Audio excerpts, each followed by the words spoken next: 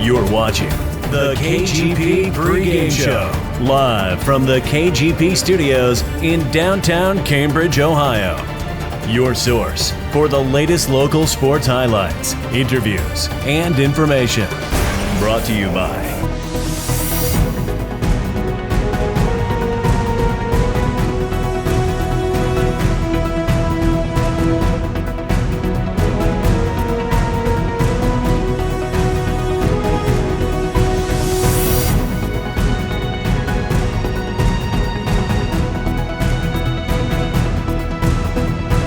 And now, let's go live to the guys in the studio. Hello, we would like to welcome you once again to the KGP pregame show, 2020 edition, where it's hard to believe, but with a lot of excitement. It is the opening week of the 2020 high school football season. Once again, I'm merely Tom Strasser, joined by my partners in crime, Hammer and Heath Dawson, and choo-choo, it's time to get on the train. Darren McCullough, D-Train is here, and fellas, it doesn't get any better than the opening week of high school football. It doesn't get any better than that intro you gave us. I mean, you've been spending the whole quarantine working on that, I think. Yeah, I'm excited. It's can't believe that the summer's already gone. It's been a crazy year for all of us, but it's exciting that we're finally going to have some sports to kind of get us back into the flow of our regular lives that we're used to. So it's going to be nice to see some kids out there and some of the familiar faces, and the coaches. Coach Kearns is here as our guest later on, but we're excited about that. But it's just going to be nice to be back in touch with people again. And again, we couldn't have the KGP pregame show without our fine sponsors, and we would like to thank them. That's Cons, Basic Systems, Muskingum Valley Health Center, Simple Windows and Doors, and Buffalo Wild Wings for this pregame show that we really enjoy bringing to you. And you mentioned it, Heath, if you're going to bring a big show week one, you better bring a big gun out to display, and that's the head football coach of Buckeye Trail, Donnie Kearns, and we'll talk to him during the next segment. But fellas, 2020 has been like no other year we've ever experienced, and you can say that for the 2020 high school football season. We would like to just point out some major differences that are going to be this year. Number one, everybody is playing a 6-game regular season. It's a 6-game regular season that will start this Friday, August the 28th, and the regular season will conclude in week 6 on October the 2nd. And fellas, can you believe it? We don't have to wait till week 3 or 4 to say our favorite P word. That's right, we can start talking playoffs tonight, because starting week 7, every team has the option to participate in the playoffs in high school football this year. And that's going to be exciting. Some teams can choose not to play and opt out of the playoffs. They just need to make that decision known by September 17th. So the teams that participate in the playoffs, they'll start week 7. And after week 5, the coaches, instead of the computer points that normally get the top 8 teams in each region, the coaches, after week 5, will vote and seed the teams in their region. And then the playoffs will start week 7. But guys, every team still gets to play 10 games this year. That's the beauty of it all. If you choose not to play in the playoffs, you can go out and pick your opponents that you would like to play, and they're willing. You can hook up with anybody that you want to play because you only have a 6-game schedule. And if you are eliminated from the playoffs, you can pick up games starting week 8, 9, and 10 as well. We can throw you a juicy nugget. Week 10, Cambridge and Meadowbrook are scheduled to play unless one of those teams make it to the state finals. And also, Buckeye Trail and Barnesville will play in week 10 as well. And the guys, I love the idea in the way Ohio High School Athletic Association came up with this to try to get the season in with all the unknown circumstances. It's exciting because, as I was saying before we went on air, Indiana, they have it set up to where they have a 9-game season and everybody makes the playoffs. Week 10 starts the playoffs. So in Ohio, for the first time, you're going to see some schools that have never made the playoffs in the history of their high school. So it's going to be neat to see some of those schools to finally be able to say, hey, we at least have finally gotten to the dance, and then some of our local schools that are expecting big things. It's going to be interesting to see once they get in the playoffs and to see how they go. So I think I'm really excited to see how this works. And I know it might be only a 1-year thing is what we're hearing, but it's going to be neat to see how it goes because who knows? Maybe they like it so well that maybe they adopt something this way moving forward. But I'm excited about the 1-year possibility. And D-Train, I like the option of giving teams the option whether they want to play in the playoffs or not. People may say, well, hey, why would you not want to play in the playoffs? But if you've got a young team and you really feel like you're inexperienced, undermanned, maybe you don't want to play a 6-0 team in the first round and really get physically beat up. So you can choose to bypass that and try to find a team more on your level. Yeah, I mean, you can look at last year's Union local team. They were a very young freshman-oriented team. It probably would have been in their best interest to not go up against, like you compared, saying Steubenville. Steubenville's always a powerhouse. So you have to play them in week one. Do you really want to risk your kids' potential injury there? Because there's definitely a gap between Steubenville and a lot of teams in our area. So there's no use kind of taking that risk. Let's go ahead and try playing somebody around our own level. Let's see if we can maybe make up that game with Barnesville or play a Bel Air or somebody in the area. Yeah, and we want to thank you again for joining us on our first KGP pregame show of the season. And of course, Caleb Graham working behind the scenes. And also, once again, I got to give him publicity. Did a great job applying makeup to my two partners in crime. It was touch and go, whether they would even be able to join me on set. But Caleb was able to find the right tone and flush, to bring out those beautiful eyes in you, Heath. So I'll tell you what, we'll take a timeout. And when we come back, we're going to be joined by the head football coach of the Buckeye Trail Warriors, the one, yes, the only, Donnie Kearns. We'll be right back.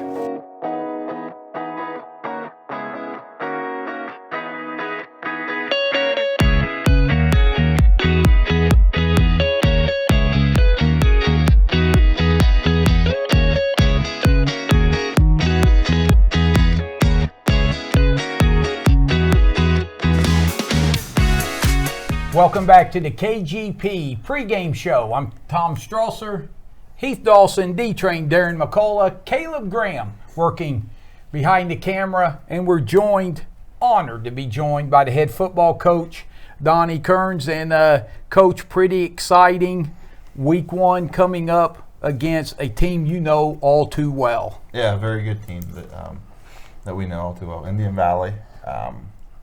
We know they're loaded, and they are every year. And Coach, before we get into the nuts and bolts of the football season and what you're looking forward to and expecting to see Friday night, I just want to ask you, as a football coach, with all the unknown that's been going on through the summer, is there going to be a football season? Is there not? Is there going to be school? Is there not? I'm sure it's probably been some roller coaster ride that Kings Island would probably pay to be able to put people on as far as thrills. I want to ask you, how many times this year was it low where you maybe thought, man, it's not looking good, compared to now that you can almost reach out and grab it? Well, that's true. There was definitely points where, early August, especially when the Big Ten and the MAC canceled, it was like, it's not going to happen. But, it did. But one thing I continue to go back to is at the state girls basketball tournaments, they were warming up and they canceled. So, this thing could end at any time. And I hope it don't. But, it's something that I've never experienced these types of feelings about it. It's just, you want to play so bad, but man, you hate it for the kids that it could end at any time. I mean, I hope it don't. And you got to be excited. Indian Valley this year, I think, opening a new football field, so you guys don't have to travel to Midvale. It's right there at the high school. Yeah, it looks good. Yeah, so it looks sweet.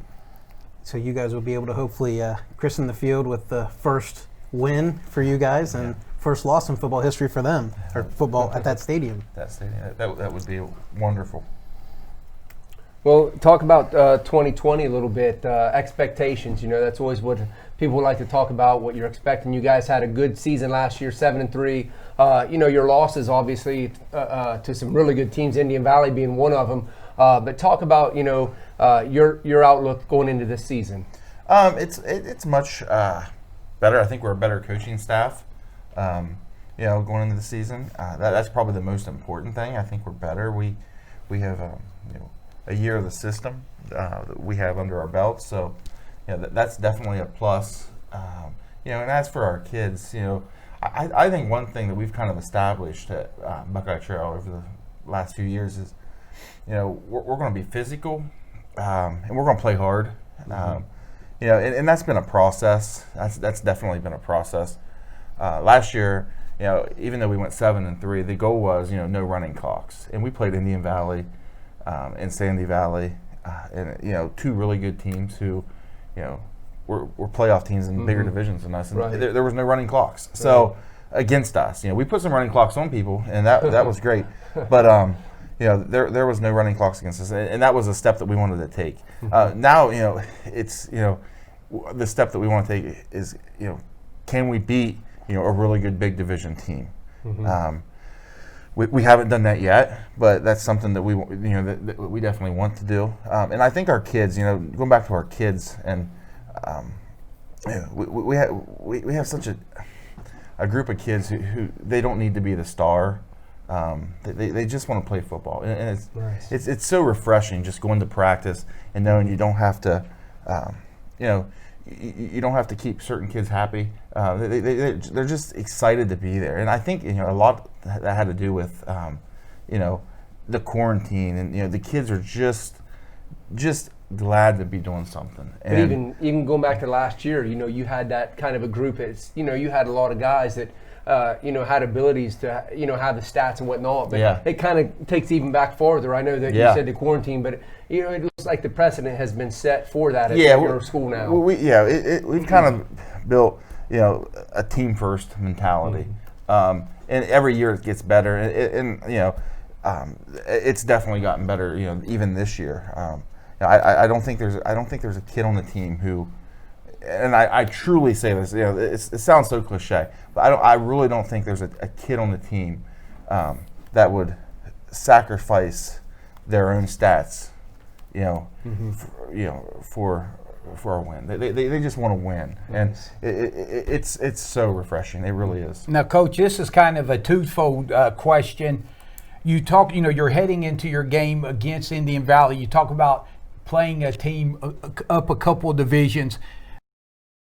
This year's different. Everybody's in the same boat, but still, you only got one scrimmage in compared to, normally getting 3 in. And you could also go into pads earlier in years past. This year, not as much. So asking you, with your scrimmage last week against John Glenn, a bigger school, what were some things that really stood out that you did well, that you need to work on? And do you feel like you may be a little behind like everybody else because of the limitations that have been put on practice? Yeah, definitely.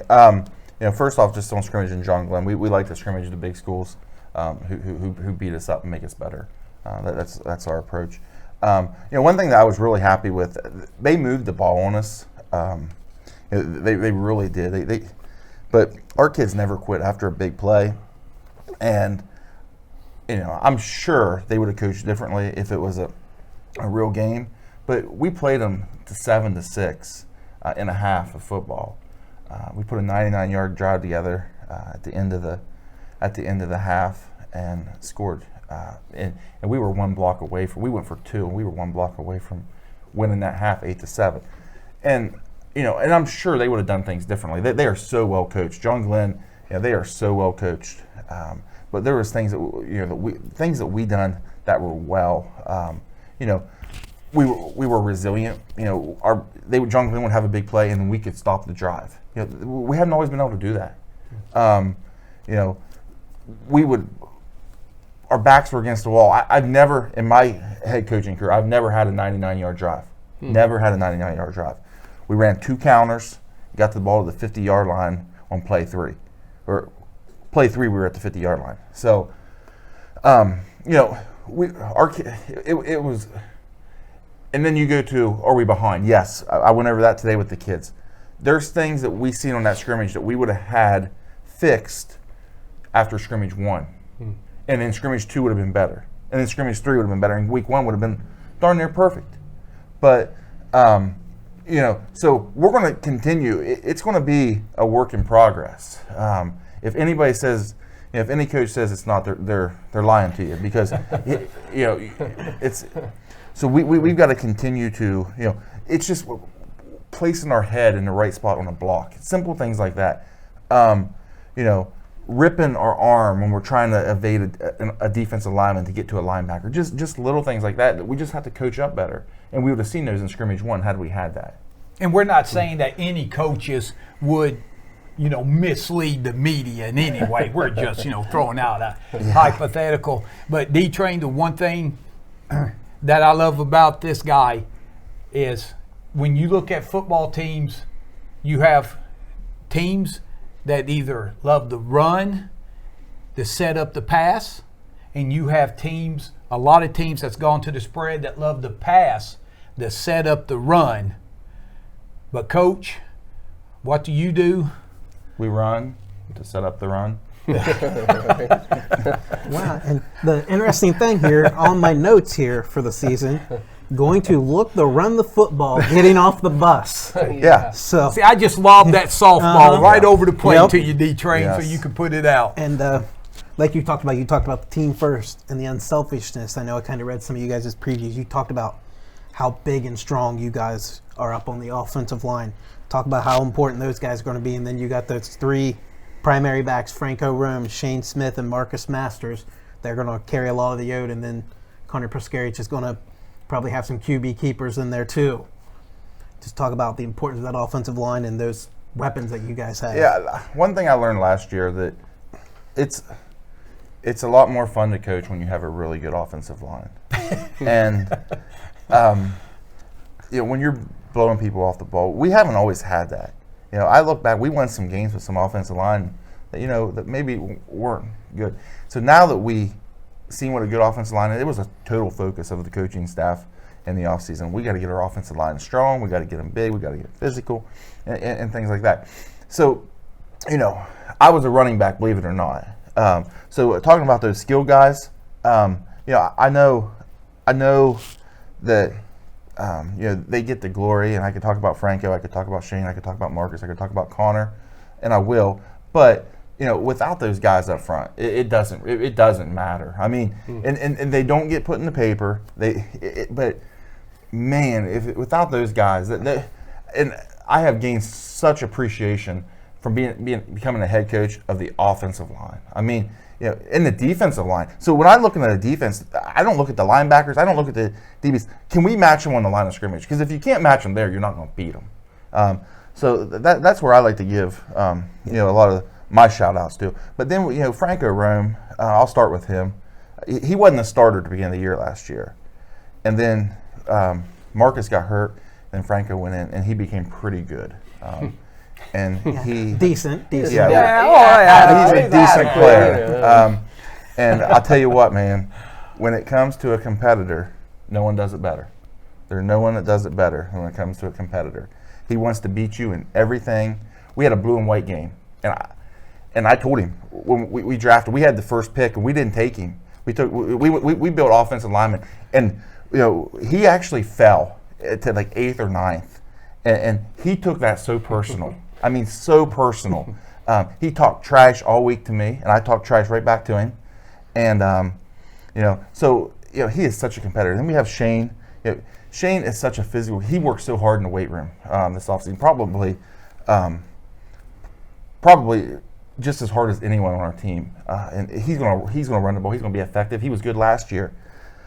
Come week 8 or 9 last year, it's like I wanted to start him. We had some older guys, but it's like he's good enough to be the starter now. He's my dark horse. He's a player. He's a player. Good. And then Marcus started at Fullback. He started at wingback for us last year. We moved him to year. fullback, and he likes it downhill style. He don't like the jet sweeps. He likes the downhill style. He likes the smash mouth. Marcus has a ton of potential. He's coming off a pretty big injury, but he has a ton of potential, and he's a stud. And then Connor, I'm going to go to him. I've never had a better leader. I mean, just our kids gravitate to him. Because he doesn't care. I mean, if we told Connor, hey, go play tight end, he's going to play tight end, and he's going to do it as hard as he can. We told Connor, hey, play tackle this week. He's going to play tackle and do it as hard as he don't care, and he just leads by example. Such a great kid. Such a great story too. I mean, one of my favorites. Yeah, overcoming that knee injury, and I tell you, if you get a chance to talk to Connor, especially with the hairdo he's rocking, he would tell you the women gravitate towards him as well. Okay, I can say something negative about Connor because I'm not a fan of that hairdo. I am not a fan of that hairdo. But Heath, before you ask Coach another question, I just want to go on record and say, and I'm sure you'll agree, if you can get Franco Rome in the 8th or 9th round, I want to join that fantasy football league. Because I'm winning some money. My chances. I'm going to win some money off of him. Offensive line, man. That's where we went. And it actually kind of paid off, too. Yeah. Well, Coach, of course, you brag on the offensive line. Your appreciation for that goes way back to back in your day when you was a running back for the Warriors. You know how valuable the big uglies up front are. I had some good ones. Most notably Dr. Sean Rowe and Bobby Hamilton. Those guys were good. And I still have the Jeffersonian 1999 cover. Dangerous curves ahead. I took a He was picture when on I the came. cover of it. Was it 99 or it was 99 season. In 99 season. Oh boy. I took a picture when I came in up here, and that's what I texted to Dr. Rowe, and he said, "Are they doing a 20th anniversary of Dangerous?" I said, "Come on." Yeah. Hey, that's a thought. Yeah. That could be a special KGP show. I will not be here. Yeah. The thing is, you talked about how great your players are, but we have to give you and your coaching staff a lot of credit to this because you guys have really built that culture where it's, like you said, team first. You're all in this together, and that's a credit to you and your entire coaching staff. You guys have kind of slowly had some years together. You've had maybe a few leaving for better pastures or worse pastures, I guess you could say too, but you guys have been able to stay together and really you've seen where you guys have brought it back to you, like you talk your mentor, Coach Starr is a big mentor. You talk about the days where they were in the playoffs, seemed like every year with Snedeker and Billy Ramos or what. You're kind of, I guess, you're making those kids kind of look at that and like, that's what we're shooting for. That's what we want to be. And you're building that positive attitude culture. I think that's just a great job what you guys do over there. You kind of give me chills talking about when you say those names, man. Coach Starr, Snedeker, Billy Brown, Mike Newhart. I mean, there were some good ones. I mean, Courtney Hensley. I could go on about that team, man. Every young kid in the East Guernsey School District wanted to be Jeff Snedeker. Mm-hmm. Yeah, man. And what a time. Yeah, and Coach, I want to ask you just to let Big Blue Nation know if they're traveling to Indian Valley, there's restrictions on actually who can attend the football game. Yeah, What's absolutely. how are the tickets allotted? We got 135 because there's no band and no cheerleaders going to IVC games.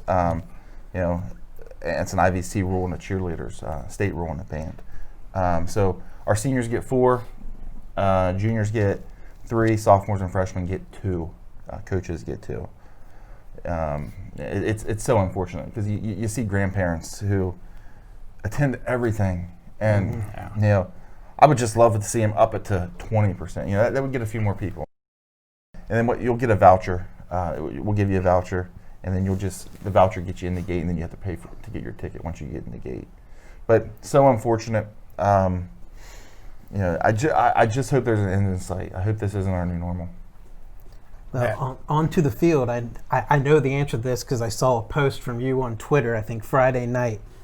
Talk about the changes on the field that they're doing.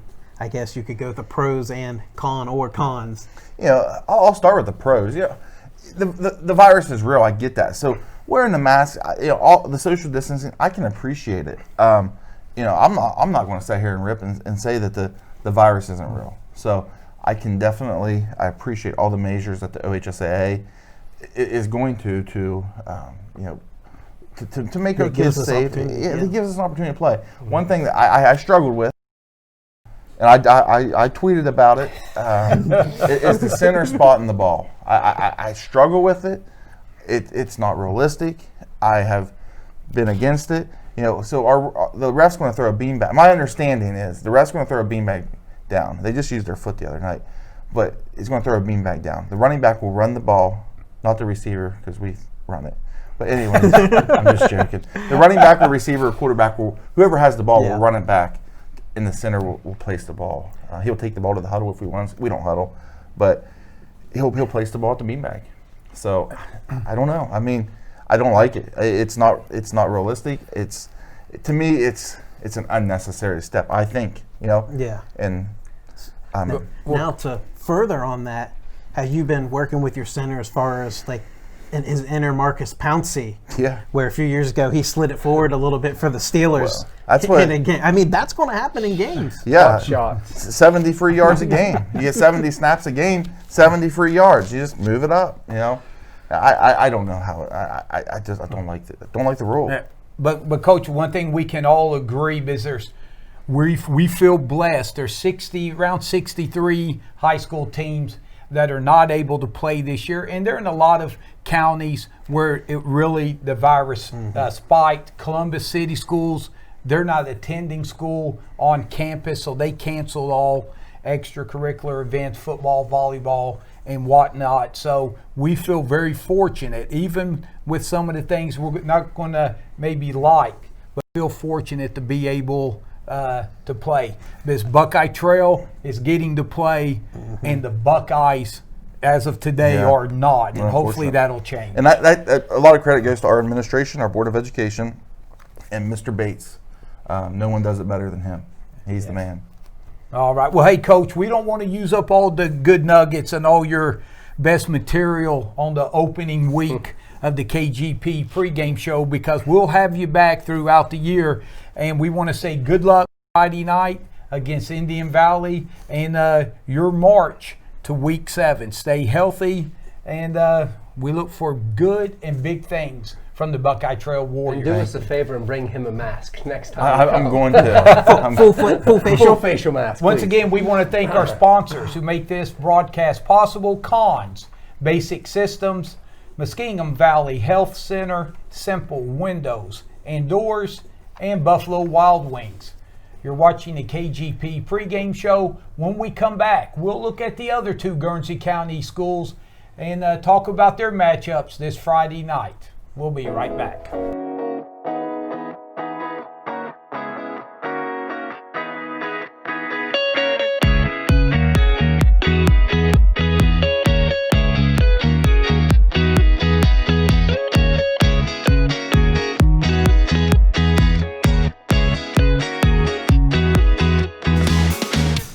Welcome back to the KGP Studios. It's our 2020 opening show for the high school football season. Caleb Graham behind the camera, Heath Dawson, and D-Train. And I'm merely Tom Strasser. And again, we want to thank our sponsors, Cons, Basic Systems, Muskingum Valley Health Center, Simple Windows and Doors, and Buffalo Wild Wings for sponsoring us. We got a chance to listen to Coach Donnie Kearns, and like so many of the coaches and the kids, fans, really excited to get the football season off and running, and hoping and praying that we can get through 10 weeks. And D-Train, the opening season, and down in Byesville, a pretty fun home opener for the Meadowbrook Colts. Yeah, it's always a fun opener when you're playing a neighboring rival in John Glenn. They beat them 14-0 last year at Meadowbrook. So the nice thing, I guess, for the Colts, normally it's home and home. You switch it well because of everything that's happened, they're going to be able to host the Muskies week 1, and it should be a nice battle, and you should be able to catch us Friday night on KGP.TV with Mr. Dawson and myself on the call. And Heath, when you look at the what's become the annual John Glenn Meadowbrook Showdown, it was ECOL versus MVL, but now Meadowbrook not just playing, that's not the only team they're playing in the MVL, because Meadowbrook is now part of the MVL. Right, their parting gift last year in the ECOL was winning the small school division, so they come to the MVL as small school champs from the ECOL, but now as they transition to the MVL, there's going to be a lot of new rivalries for Meadowbrook building, but the John Glenn one is going to be a special one because, as you said, they're so close. A lot of the parents work together. The kids have grown up playing different youth sports together. So it's really neat to see that this is not only just a out-of-conference rivalry, but now it's starting to become something more important, as you said. And D-Train, my man here mentioned that Meadowbrook won the last title in the ECOL. It sounds like they hacked off Coshocton because the Redskins followed Meadowbrook to the MVL. And when you look at the smaller division in the MVL, who will Meadowbrook be playing this year? Well, of course, we'll just go down the schedule. They're going to start with John Glenn. Then they're going to host Crooksville. Week 3 going to be at New Lexington.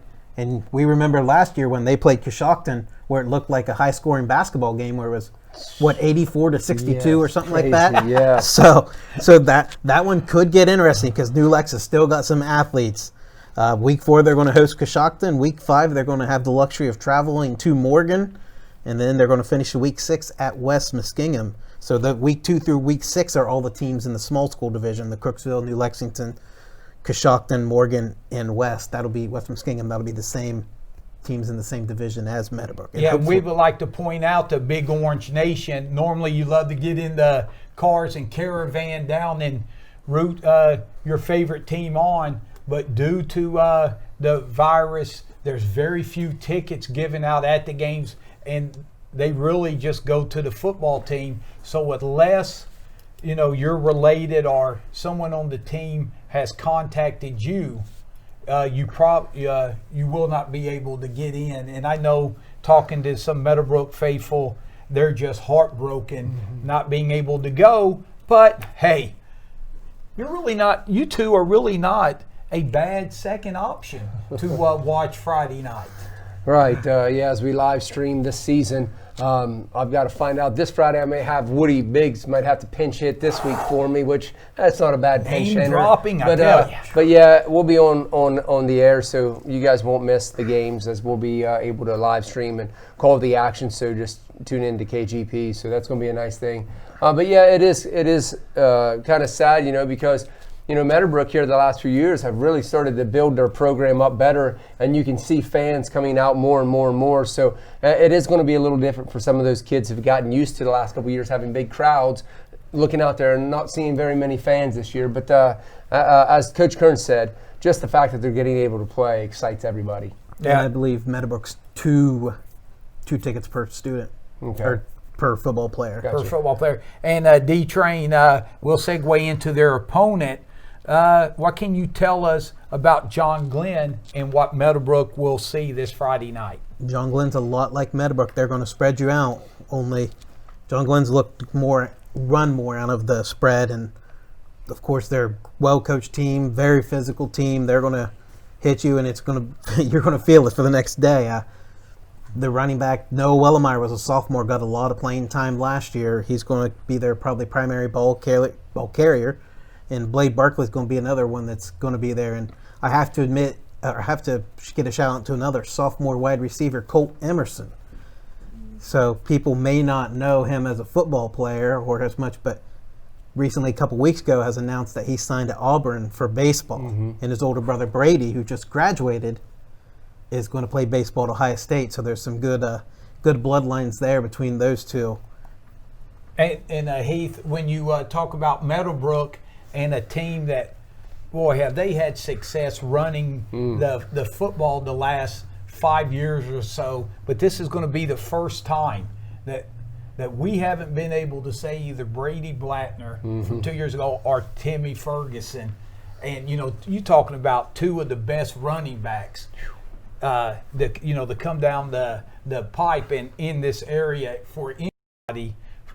Those are big shoes to fill. Right. As a fan myself, I'm sad that I'm not going to be able to look out there and see those guys running the ball this year. Let's go back to Ferguson.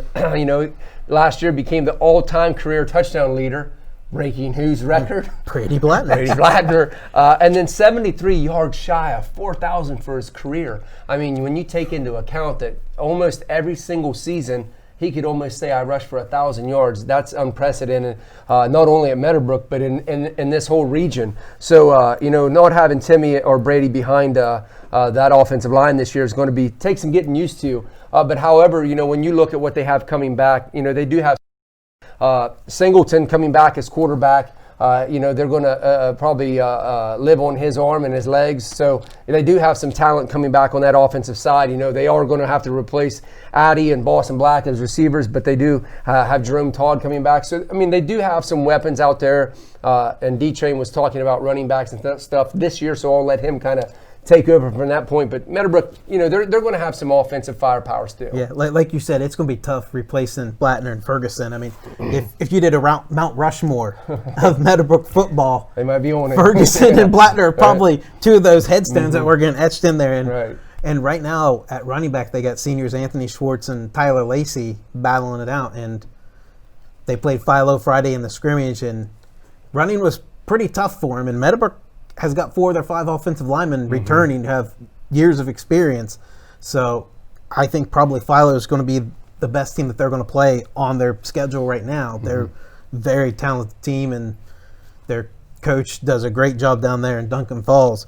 But definitely there's a lot of stuff to work on after that scrimmage. But if you go out into scrimmage 1 and you feel your team's great, you probably need to look in the mirror again, because there's always room for improvement.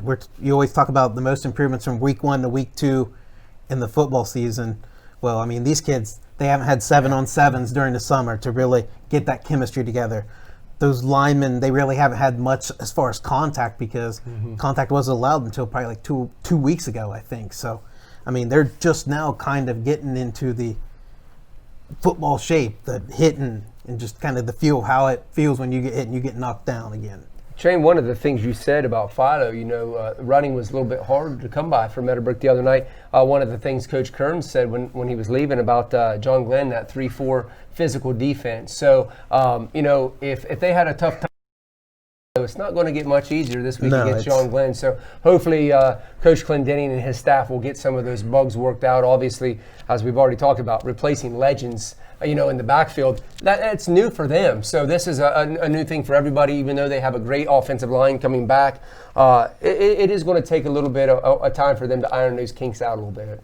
Yeah, and guys, you talk about coaches. They're going to have to be patient week because, you're going to have to start out maybe crawling a little bit instead of coming out walking extremely fast like you would expect for week 1. And guys, speaking of coaches, I look forward to having the head coach of Meadowbrook, Kohler Clendenning, up here to visit us throughout the season. You talk about a guy, his first coaching job last year, and then they ran that gauntlet, brutal schedule, and went on a 3-game slide, and then just recovered and was able to win the league title and beat Cambridge in the Guernsey County Super Bowl as well. He's got to feel a little bit more confident going into year 2 as well. Yeah, as you said, they come out of the box last year 1-4. And down at Meadowbrook, that had everybody scratching their head, because there was high expectations, even though it was year 1 for him. They had gotten used to making the playoffs and having huge success, and they had a lot of expectations. That was a heavy burden for him to carry going into year 1, week 1 last year. But they rallied to go 4-1 in the second half of the season. Picked up some big wins, as you said, beat Cambridge. Records can always be thrown out in that game. So, finishing that second half of the season 4-1, that builds a lot of momentum coming into the offseason. So, I think Coach Clendenning and them, his staff, I think they're going to come out this year. And even though they've lost some big names, they have plenty of talent coming back, and I think expectations are still going to be down there, and I think they're going to have a good season, in my opinion. Here's the thing: they're returning at least 7 starters on both ends of the ball. Right. I mean, they lost Wyatt Rossiter up front, one of their best offensive defensive linemen. They lost Brady Ladd, who was a great linebacker for them, and like you mentioned, Timmy and Addie and Boston Black.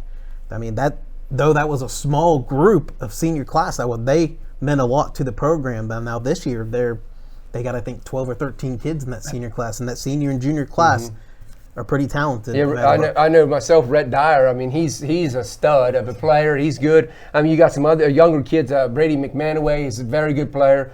So they do have some talent. Obviously, let's give some love to the family pedigree down number here. Number 4 and number 34? Yeah, well, who might they be? Eric and Thomas McCullough. There you go. Give the family a shout out. But, both good players. I mean, Meadowbrook has a lot of talent coming back this year. And, fellas, you talk about, a lot of the skilled players there you mentioned with Davis Singleton back, a quarterback.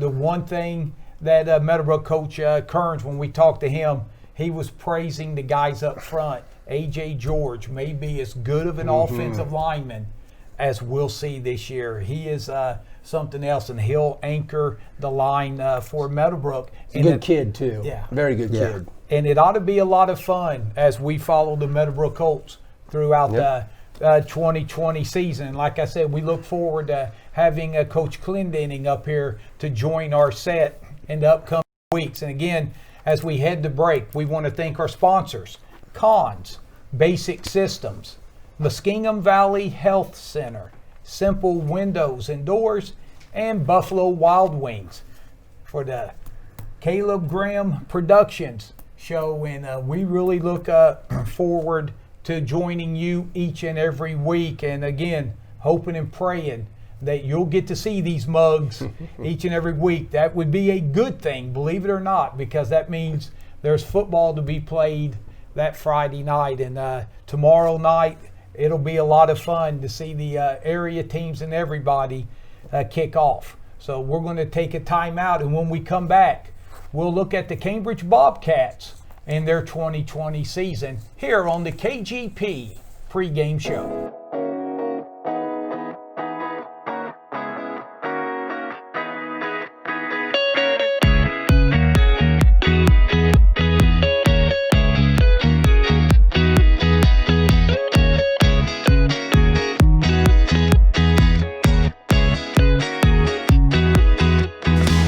Welcome back to the studios of the KGP pregame show.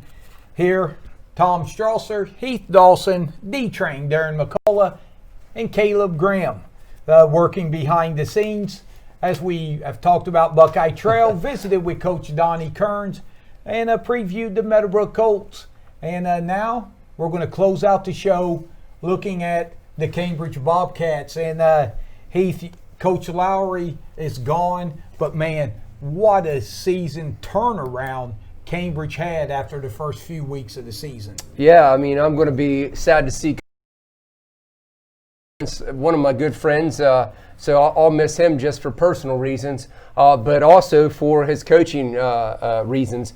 Last year he came out of the box. They struggled those first 2 weeks, and I remember, I was talking to a lot of Cambridge fans who were already putting the writing on the wall that their season was done. And I remember on this show saying, hang in there. I remember after they got beat 39-7 in the season opener to John Glenn, they just had some miscues that they had to shore up. Week 2 then, same thing, I think, against Indian Creek.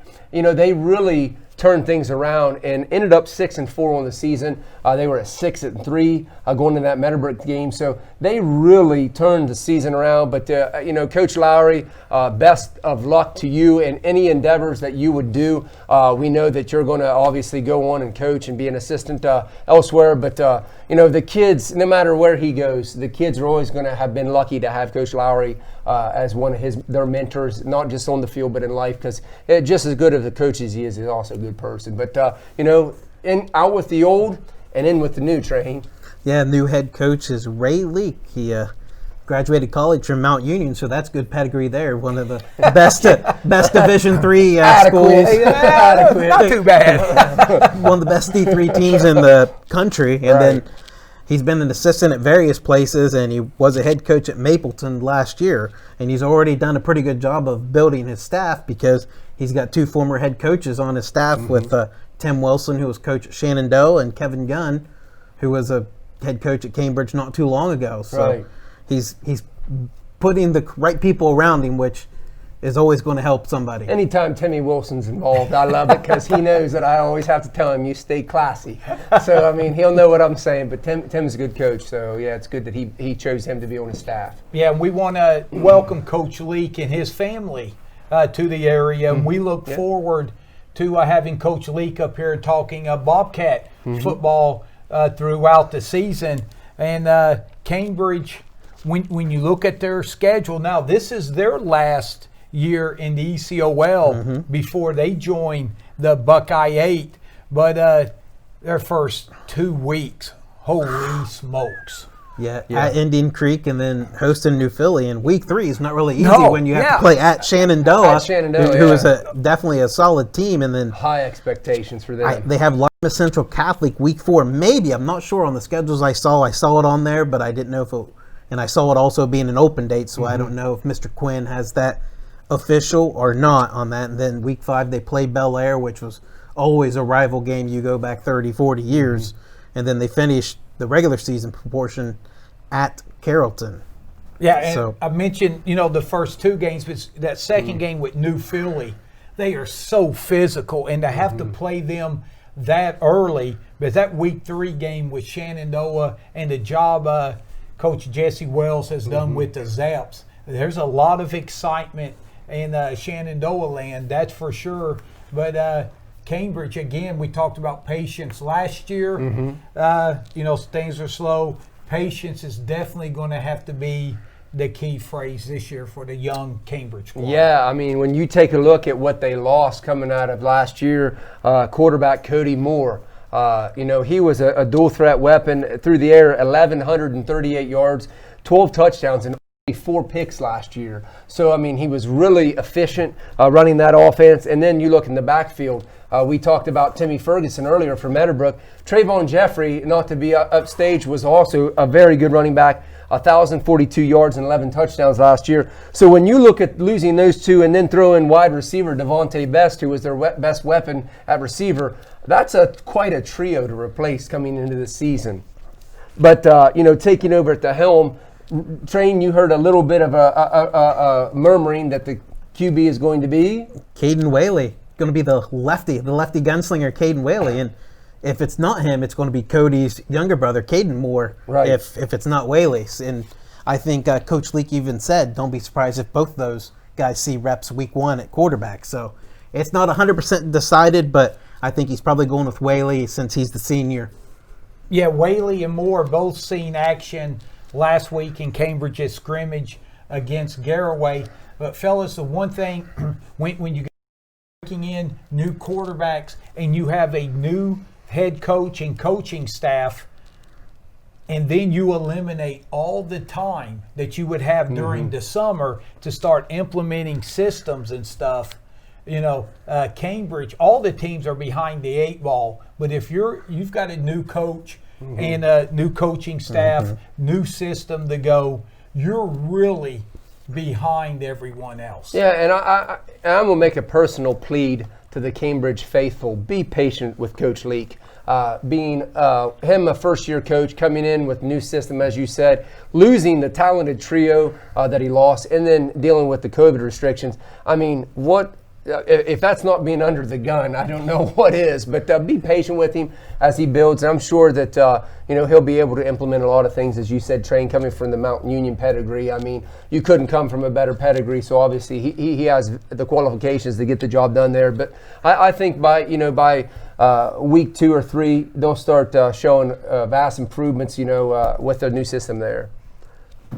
Yeah, and the one good thing we'd like to point out, we mentioned earlier with the playoffs, 6-game regular season, then you go to the playoffs, and then when you're eliminated, you can make sure you fill in to get your 10 games.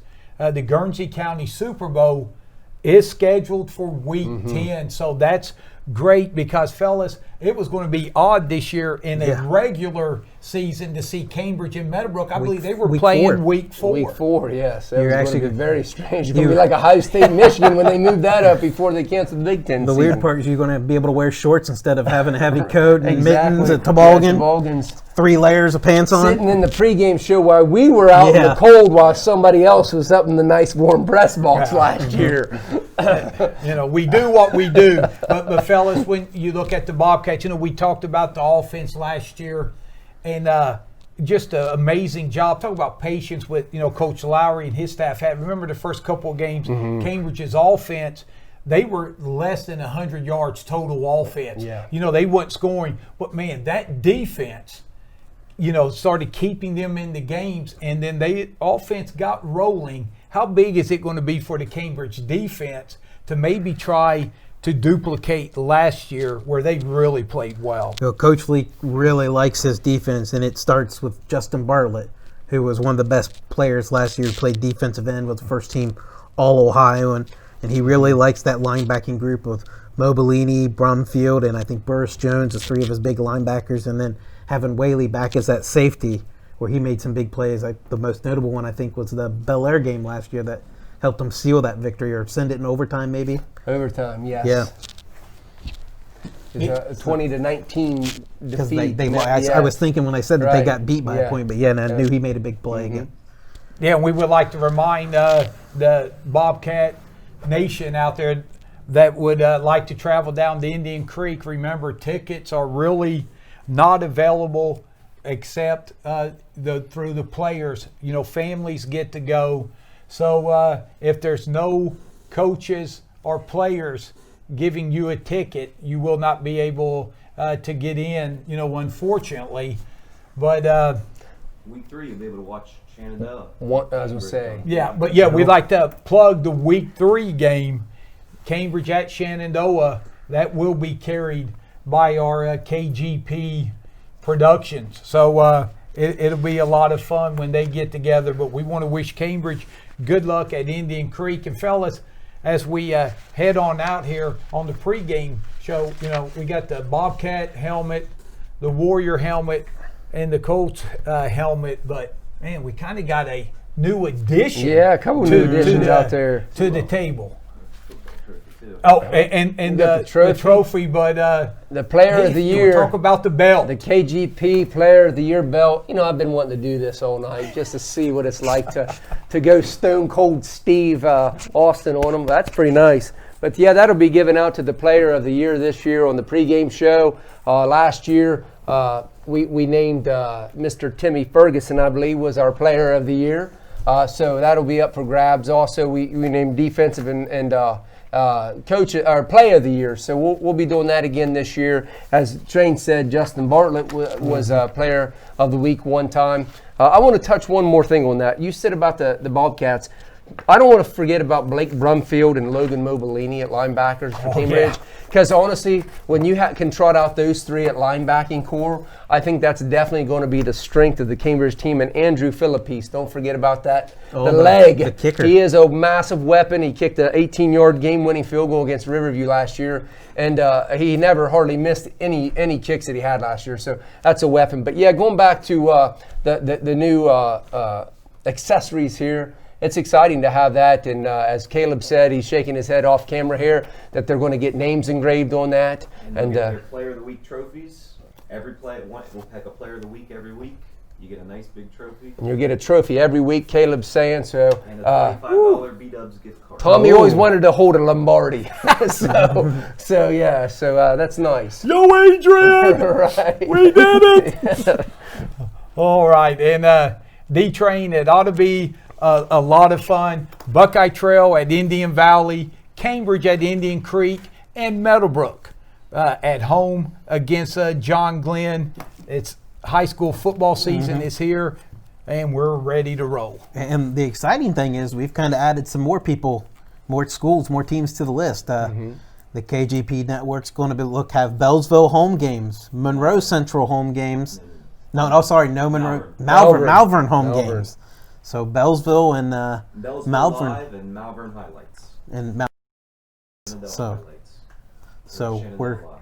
we're slowly but surely building us into an empire here at the KGP. As well as traveling out to Old Washington, Buckeye Trail home games. But the first 2 weeks, the KGP Roadshow will be in Byesville.